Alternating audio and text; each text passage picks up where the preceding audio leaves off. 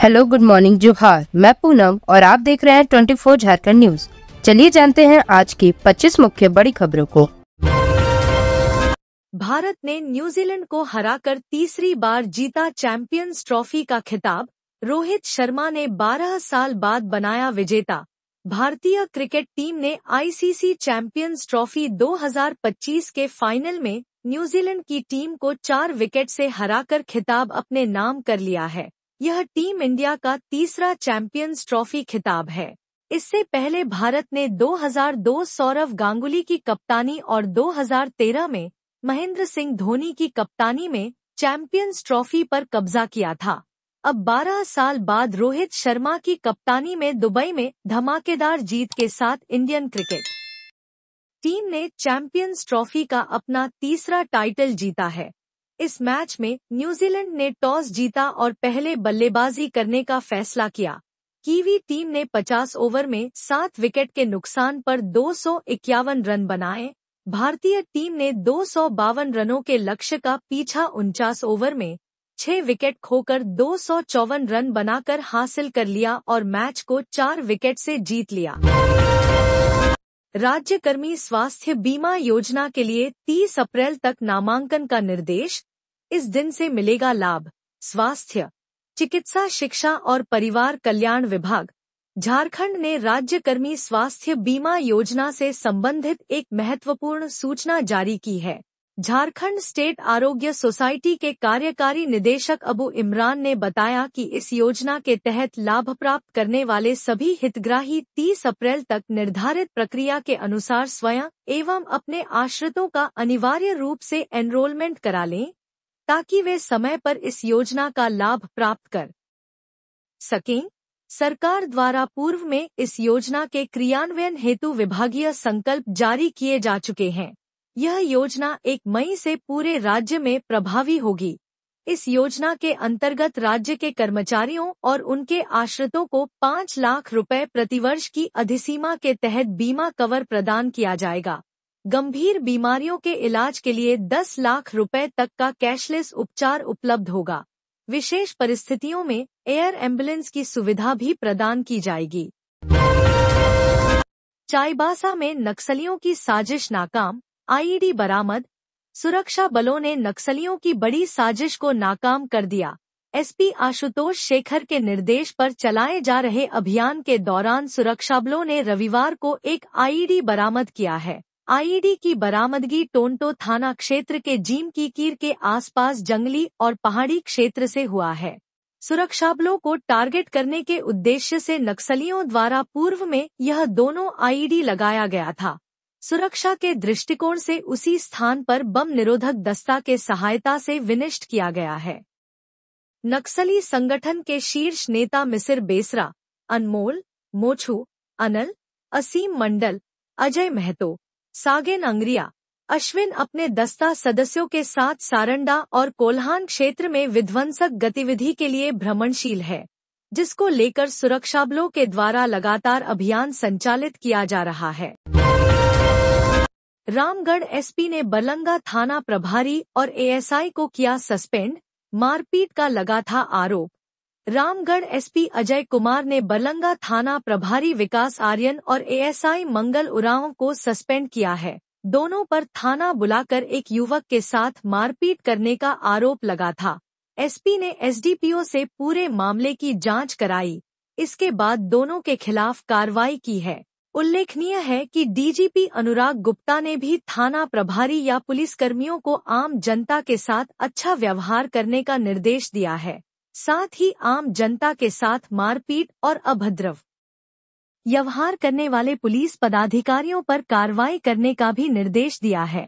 रामगढ़ जिला में इस आदेश अनुपालन किया जा रहा है।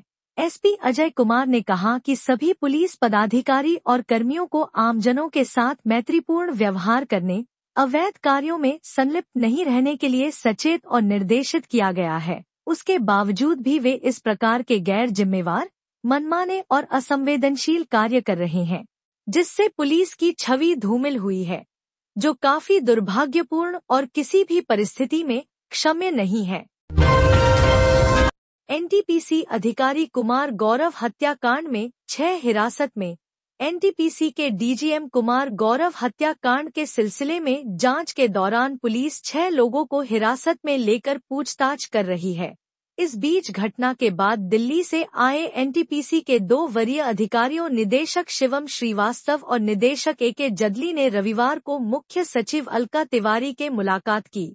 एनटीपीसी के अधिकारियों ने इस दौरान हत्याकांड में शामिल अपराधियों के खिलाफ कार्रवाई करने और कोयला अधिकारियों की सुरक्षा के लिए उचित व्यवस्था करने का अनुरोध किया।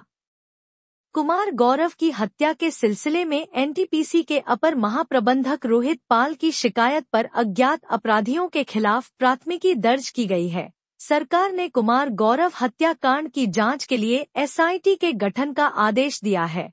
अपर महाप्रबंधक की ओर से पुलिस को की गई शिकायत में हत्या की घटना का उल्लेख किया गया है। हालांकि शिकायत पत्र में हत्याकांड में शामिल किसी आपराधिक गिरोह का नाम नहीं लिया गया है। एनटीपीसी की ओर से अज्ञात अपराधियों के खिलाफ हत्याकांड में प्राथमिकी दर्ज करने का अनुरोध किया गया है। घटना को दुर्भाग्यपूर्ण और निंदनीय करार दिया है। घटना के बाद पुलिस कई एंगल पर जांच कर रही है। पुलिस के सूत्र जेल में बंद उन आपराधिक गिरोहों के सरगना से भी बात कर घटना में शामिल अपराधियों के बारे में पता लगा रही है, जिनकी गतिविधि हजारीबाग व रामगढ़ के कोयला क्षेत्रों में है। रांची पुलिस की नशे के सौदागरों के खिलाफ बड़ी कार्रवाई। अवैध हथियार के साथ 3 अफीम तस्कर गिरफ्तार। अफीम के साथ हथियार की तस्करी करने वाले गिरोह के 3 तस्करों को रांची पुलिस ने गिरफ्तार कर लिया है। गिरफ्तार तस्करों के पास से पुलिस ने अफीम और हथियार भी बरामद किया गया है। रांची एसएसपी सह डीआईजी चंदन कुमार सिन्हा की सूचना पर नशे के सौदागरों के खिलाफ पुलिस ने बड़ी कार्रवाई की है। एसएसपी को यह सूचना मिली थी कि चतरा के कुछ अफीम तस्कर अफीम लेकर रांची के रास्ते जाने वाले हैं। जानकारी मिलने पर रांची के सिटी डीएसपी केवी रमन के नेतृत्व में एक टीम गठित की गई। टीम में लोअर बाजार थाना की पुलिस भी शामिल थी। टीम को यह सूचना मिली थी कि चतरा से निकलकर ये तस्कर रांची के लोअर बाजार इलाके में डेरा डाले हुए हैं। कड़ी निगरानी और लोकल इंटेलिजेंस के आधार पर टीम ने लोअर बाजार थाना क्षेत्र से 3 अफीम तस्करों को गिरफ्तार कर लिया। गिरफ्तार तस्करों के पास से 550 ग्राम तैयार अफीम, 1 देसी पिस्तौल, 3 जिंदा गोली बरामद किया गया है। गिरफ्तार तस्करों में मोहन लोहरा, कुंवर मुंडा और बिरसा मुंडा शामिल हैं। तीनों की गिरफ्तारी लोअर बाजार बिरसा मुंडा बस टर्मिनल के पास से की गई। गिरफ्तार तस्करों ने चतरा से अफीम कलेक्ट किया था, जिसे हर हाल में झारखंड से बाहर भेजना था, लेकिन उससे पहले ही सभी पकड़े गए। जेल में बंद आईएएस अधिकारी छविरंजन के विरुद्ध ईडी ने मांगी अभियोजन की स्वीकृति। जेल में बंद झारखंड कैडर के आईएएस अधिकारी छवि रंजन के विरुद्ध ईडी ने राज्य सरकार से अभियोजन स्वीकृति की मांग की है। ईडी के पत्र के बाद कार्मिक एवं प्रशासनिक सुधार विभाग ने मंत्रिमंडल सचिवालय एवं निगरानी विभाग से अभियोजन स्वीकृति की मांग करने का प्रस्ताव दिया है। उम्मीद की जा रही है कि अगले सप्ताह राज्य सरकार द्वारा छवि रंजन के विरुद्ध अभियोजन की स्वीकृति दे दी जाएगी। मालूम हो कि रांची के डीसी रहे 2011 बैच के आईएएस अधिकारी छवि रंजन को ईडी ने बरियातू रोड स्थित सेना की कब्जे वाली 4.55 एकड़ जमीन के अवैध खरीद बिक्री के मामले में 4 मई 2023 को गिरफ्तार किया था। उस समय से वह जेल में बंद है। पिछले दिनों हाईकोर्ट में उनके मामले की सुनवाई हुई थी। कोर्ट ने 19 मार्च को अगली सुनवाई की तिथि मुकर्रर की है। मालूम हो कि छवि रंजन के मामले में सुप्रीम कोर्ट पहले ही जमानत की याचिका को खारिज कर चुका है। महिला दिवस पर झारखंड सरकार का तोहफा, 10 जिलों की महिलाओं को मिली राशि। जानिए बाकी जिलों को कब मिलेगा। महिला दिवस के मौके पर झारखंड सरकार ने महिलाओं के लिए एक बड़ा तोहफा दिया है।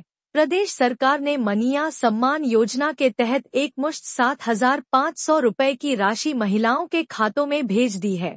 शनिवार को 10 जिलों में मनिया सम्मान राशि ट्रांसफर की गई, जिनमें बोकारो, चतरा, धनबाद, सिंहभूम, गढ़वा, गुमला, पाकुड़, सिमडेगा, जामताड़ा और लोहरदगा शामिल हैं। अन्य जिलों की राशि पोर्टल पर अपलोड होने के बाद जल्द ही महिलाओं के खातों में भेज दी जाएगी। फिलहाल सरकार ने 10 जिलों की लाभुकों को राशि ट्रांसफर कर दी है। बाकी जिलों का डेटा रविवार को अपलोड किया जाएगा और सोमवार तक उनके खातों में पैसे ट्रांसफर हो जाएंगे। मनिया सम्मान योजना के तहत जनवरी, फरवरी और मार्च की कुल 7,500 रुपए की राशि महिला लाभुकों के खातों में भेजी जा रही है। मुख्यमंत्री हेमंत सोरेन ने इस सूचना को सोशल मीडिया प्लेटफॉर्म एक्स पर साझा किया और कहा कि झारखंड में महिला दिवस के मौके पर राज्य की सभी मनिया के लिए पूरी 7,500 रुपए की राशि उनके खातों में पहुंच रही है। खूंटी में पुलिस को मिली बड़ी सफलता, 5 नक्सली गिरफ्तार, हथियार और कारतूस भी बरामद। खूंटी के कर्रा में पुलिस ने 5 नक्सलियों को हथियार और कारतूस के साथ गिरफ्तार किया। ये नक्सली किसी बड़ी वारदात को अंजाम देने की योजना बना रहे थे, लेकिन पुलिस ने समय रहते इन्हें धर दबोचा। इनके पास से एक देसी कारबाइन, मैगजीन व जिंदा गोली सहित PLFI के 6 पर्चे, 4 बाइक, 5 मोबाइल और एक बैग बरामद किया गया। SP अमन कुमार को गुप्त सूचना मिली थी कि कुछ नक्सली कर्रा थाना क्षेत्र के जंगल में बैठक कर रहे हैं और किसी बड़ी घटना की साजिश रच रहे हैं। सूचना की पुष्टि के लिए ASP क्रिस्टोफर केरकेट्टा के नेतृत्व में एक पुलिस टीम गठित की गई। टीम में इंस्पेक्टर अशोक सिंह, रनिया प्रभारी विकास जायसवाल, जरियागढ़ प्रभारी राजू कुमार और कर्रा प्रभारी मनीष कुमार को शामिल किया गया।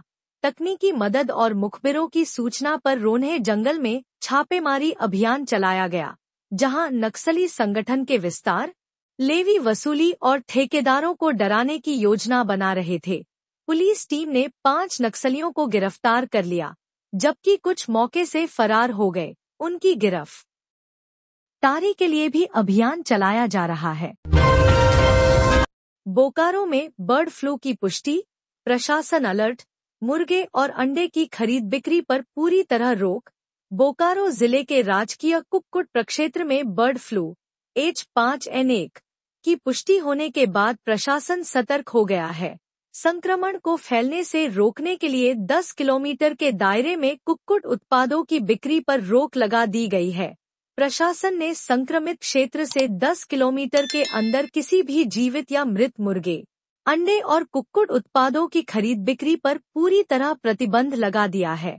मिली जानकारी के अनुसार 20 फरवरी से कुक्कुट प्रक्षेत्र में मुर्गियों की मौत हो रही थी। 25 फरवरी को सैंपल जांच के लिए भेजे गए। 27 फरवरी को कोलकाता की जांच में बर्ड फ्लू की पुष्टि हुई। इसके बाद भोपाल में हुई जांच में भी संक्रमण की पुष्टि हुई। जांच रिपोर्ट शनिवार को राज्य सरकार को भेजी गई। केंद्र सरकार ने भी राज्य के मुख्य सचिव को पत्र लिखकर जरूरी कदम उठाने के निर्देश दिए। जिला प्रशासन ने रैपिड रिस्पांस टीम और क्विक रिस्पांस टीम का गठन किया। ये टीमें संक्रमित क्षेत्र में लगातार निगरानी कर रही हैं और मुर्गियों के सैंपल ले रही हैं। जिला पशुपालन पदाधिकारी डॉक्टर मनोज मणि ने लोगों से अपील की है कि फिलहाल अंडा और चिकन न खाएं, क्योंकि यह सेहत के लिए नुकसानदायक हो सकता है। उन्होंने कहा कि समय पर सतर्कता बरतने और उचित कदम उठाने से इस बीमारी को फैलने से रोका जा सकता है। संक्रमित मुर्गियों और फीड को किया जा रहा नष्ट। राजकीय कुक्कुट प्रक्षेत्र के सहायक निदेशक डॉक्टर आलोक कुमार सिन्हा ने बताया कि संक्रमित मुर्गियों और उनके चारे को नष्ट किया जा रहा है। इसके अलावा सैंपलिंग का काम भी जारी है। प्रशासन लगातार नजर बनाए हुए है और लोगों से भी सतर्क रहने की अपील की गई है। साहेबगंज और गोड्डा कॉलेज की B.Ed मान्यता रद्द। दुमका और पाकुड़ में भी अंतिम शोकॉज नोटिस जारी। साहेबगंज राष्ट्रीय अध्यापक शिक्षा परिषद की पूर्वी क्षेत्रीय समिति ने साहेबगंज कॉलेज और गोड्डा कॉलेज की B.Ed मान्यता रद्द कर दी है। इसके अलावा संथाल परगना कॉलेज दुमका और KKM कॉलेज पाकुड़ को अंतिम शोकॉज नोटिस जारी किया गया है। NCTE की रिपोर्ट के मुताबिक दोनों कॉलेजों में कई अनियमितताएं पाई गई है। साहेबगंज कॉलेज में विषयवार शिक्षकों की नियुक्ति नहीं हुई। फायर सेफ्टी और बिल्डिंग सेफ्टी सर्टिफिकेट नहीं जमा किया गया। जमीन से संबंधित दस्तावेज और सैलरी स्टेटमेंट भी नहीं सौंपा गया। वहीं गोड्डा कॉलेज में एनसीटीई के नियमों को अनदेखा करते हुए शिक्षकों की भर्ती की गई। फायर और बिल्डिंग सेफ्टी सर्टिफिकेट समेत अन्य दस्तावेज जमा नहीं हुए। मांडर के आर्मी जवान का बेंगलुरु में निधन, शव लाया गया गांव। मंत्री शिल्पी नेहा तिर्की ने दी श्रद्धांजलि। मांडर के नगड़ा पंचायत स्थित कनभिट्ठा गांव निवासी आर्मी जवान छोटन उरांव का आकस्मिक निधन ट्रेनिंग के दौरान बेंगलुरु में हो गया। शहीद छोटन उरांव बरेली में पदस्थापित थे और वर्तमान में वे एसी सेंटर बेंगलुरु में कोर्स करने गए थे। 7 मार्च को अचानक ट्रेनिंग के दौरान स्वास्थ्य बिगड़ने से उनका निधन हो गया। निधन की खबर मिलते ही गांव में शोक की लहर दौड़ गई। रविवार को जब शहीद छोटन उरांव का पार्थिव शरीर उनके पैतृक गांव पहुंचा तो माहौल गमगीन हो गया। हर किसी की आंखें नम थी। उनकी पत्नी का रो रो कर बुरा हाल था। हाल ही में उन्हें पिता बनने का शुभ समाचार मिला था, लेकिन नियति को कुछ और ही मंजूर था। वे अपने पीछे भरा पूरा परिवार छोड़ गए। रांची में स्मार्ट मीटर का बिजली उपभोक्ताओं को करंट, 14 दिनों में भेज दिया लाखों का बिजली बिल। राजधानी रांची में स्मार्ट बिजली मीटर उपभोक्ताओं के लिए परेशानी का सबब बन गया है। कई उपभोक्ताओं को कई महीने बीत जाने के बाद भी नया बिजली बिल नहीं भेजा जा रहा है। बिजली बिल वितरण में निगम की भारी लापरवाही सामने आई है। कोकर निवासी एक उपभोक्ता को तो लगभग 4.5 लाख रुपए का बिल थमा दिया गया है। एसडीओ ने जांच कर त्रुटि मिलने पर बिलों को दुरुस्त करने का आश्वासन दिया है। इस मामले में महिला उपभोक्ता ने बिजली निगम की कार्यप्रणाली पर सवाल उठाए हैं और मांग की है कि ऐसी लापरवाही पर तुरंत कार्रवाई की जाए। वहीं शुक्रवार को भी बिल न जनरेट होने की शिकायत को लेकर विद्युत कार्यालय में पहुंचकर कई उपभोक्ताओं ने बताया कि पहले उनका विद्युत बिल हर महीने आता था, लेकिन स्मार्ट मीटर लगने के बाद उनका बिल नहीं आ रहा है। जबकि सेंट्रल डिवीजन के एक उपभोक्ता ने बताया कि उनका जहां पहले करीब 800 रुपए महीने का बिल आता था, इस महीने 7,000 रुपए का बिल एक साथ आया है। अपराध की दुनिया में आए नए चेहरों पर एटीएस की नजर, खंगाले जा रहे हैं रिकॉर्ड। झारखंड में सक्रिय संगठित आपराधिक गिरोहों पर लगाम लगाना बेहद जरूरी हो गया है। अपराध की दुनिया में हर दिन नए चेहरे आने से ऐसे गिरोह फल फूल रहे हैं। ऐसे में झारखंड डीजीपी की पहल पर सीआईडी और एटीएस ने गिरोह में शामिल होने वाले नए चेहरों की तलाश शुरू कर दी है। झारखंड में हाल के दिनों में सक्रिय कई बड़े संगठित आपराधिक गिरोहों में कई नए चेहरे शामिल हुए हैं, जिनका डाटा पुलिस के पास नहीं है।